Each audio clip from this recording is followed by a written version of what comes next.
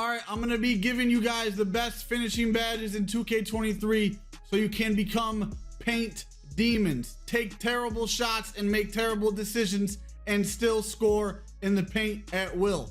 I'm gonna go over how the badges work. I'm gonna go over the badges you should be putting on for your build, because there are different badges that are good for certain builds and are trash for other builds. I'm gonna tell you how to prioritize your badges, which badges you should use over the others. Then I'm gonna show you the badges I use. And lastly, I'm gonna tell you the badges not to put on based on your playstyle. If you need your badges grinded or are looking to buy or sell an account, make sure you hit up GoPlugged. The link is in the description. If you put on these badges and you listen to what I have to say, I can guarantee that you will score way more points in the paint. I guarantee it. You guys are gonna be out here looking like prime Vince Carter mixed with prime LeBron James mixed with prime Hakeem Olajuwon. You guys are gonna be going crazy. The best finishing badge, in my opinion, is Limitless Takeoff. I even made a whole video on this badge because it's so good. I will leave that link in the description. This is just such a good badge. It takes all of your dunks to the next level. This is the must-have badge. This is the absolute must-have badge. Maybe unless you are somebody who strictly plays in the post, like if you're a post scorer, maybe this wouldn't be worth it, but every other build in the game, it is definitely worth it. Even if you're a center on the pick and roll, it obviously helps, bruh. Like, this is the best finishing badge in the game. This is not a troll, and I hope you guys cannot hear the pounding. But somebody who lives upstairs is, you know, having a nice time, if you know what I mean. And it's very annoying and very distracting. Anyway, back to the video. The next must-have badge, in my opinion, is Fearless Finisher. Let me tell you how many terrible contested layups I have made and have seen other people made because of this badge. You will make a ton of terrible contested layups. Trust me, put it on. This is for all builds. This will work on every single build. This is a top tier badge. This is probably priority. No, nah, I lied. It's not better than Limitless Takeoff. What am I saying? This is for sure priority number 2 must-have badge for every build in the game. Our next badge, and a lot of you guys are gonna be confused. When I tell people this is one of my favorite badges, actually my 3rd favorite badge, they look at me like I'm crazy, but this helps with making the terrible contested layups all the time. This is like your bailout badge. Like, this will save you in tough situations when you have to run to the rim and you don't have any other choice. You'll make a terrible layup, which is Giant Slayer. On my 2 builds, I run it on Hall of Fame and I run it on Gold. The only reason why it's not on Hall of Fame on the other build is because I do not get it. But this badge is very good and very underrated. The only position I really wouldn't put it on is maybe if you're already big and most people are only like an inch or 2 taller than you. Like if you're a center that's 7'1", you're not going to play anybody that's 7'3". That's very rare. So obviously don't use it in that situation. Any other build, probably like 6'10" or less, definitely put it on. The next badge we're gonna talk about is Bully. And at first I was super high on this badge. I really was, but I'm not too sure if I like it that much.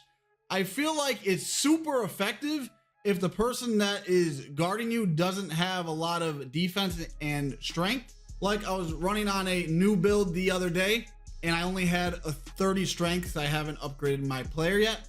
This dude had Bully on. He was torching me, was literally just running to the rim and getting a dunk and pushing me out of the way every time.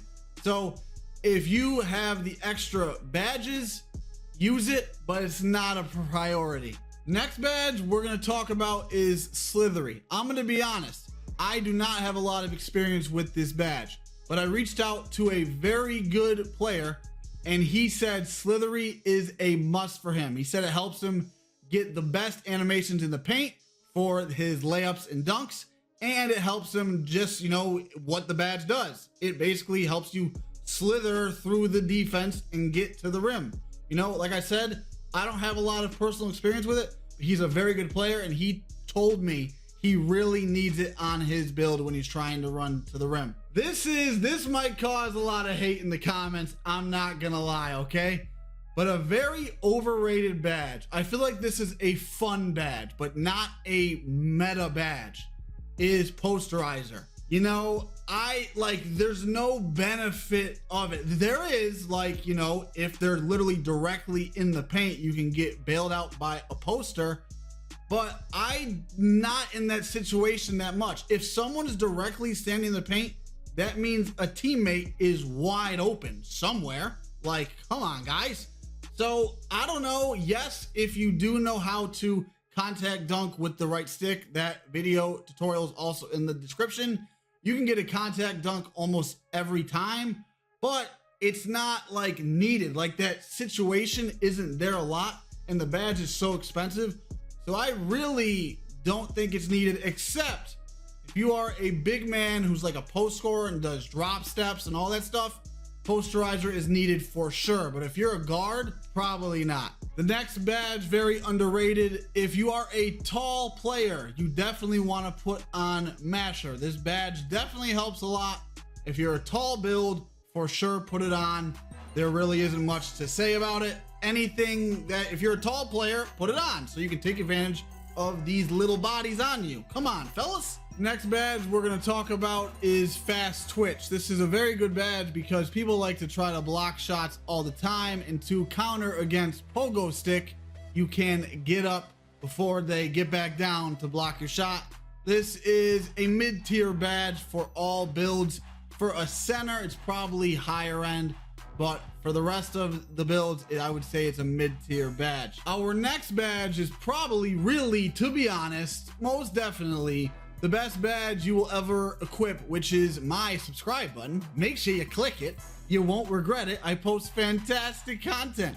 So make sure you equip that badge and turn on that bell badge for notifications as well. Aerial Wizard, definitely do not put it on. There is no need to put on this badge at all. Literally none. Catching alley-oops is super, super easy. Next badge, really not to put on, is Pro Touch, unless you are a god walking on this earth at timing your layups. If you are the Jesus of timing layups, then it's probably an S tier badge, because timing layups, if you can time them this year, you can make a lot of terrible contested layups.